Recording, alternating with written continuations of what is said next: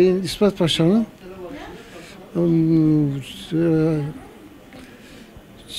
başvekilliği zamanı hükümetine kavuştum. Gördüm ben onu.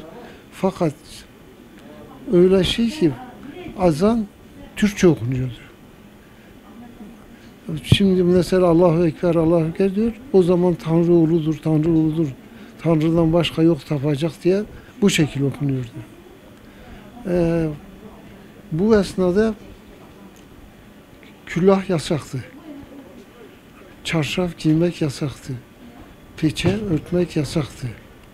Ondan sonra şu evliyaların türbelerini yıktılar. Yıktılar.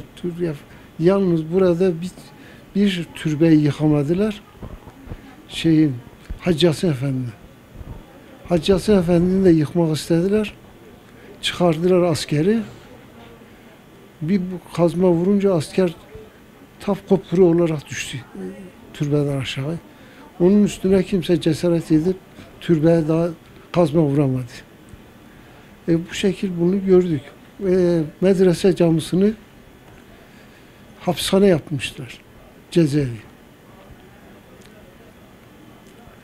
Herkes bahçelere giderken ailesini mecbur gece götürüyordu. Çarşaf örtsün diye. Çünkü peçe de yasaktı, çarşaf da yasaktı.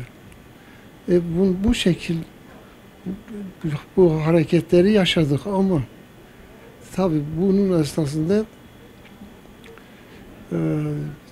yani bizden önce hatta ekmeği de vaskadan yaşamışlar. Vaskayla vermişler esnaf.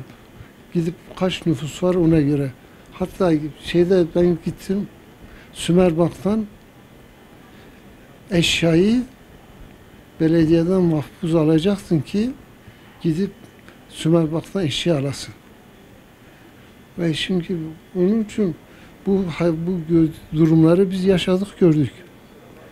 Ama bilmeyen bilmez abi.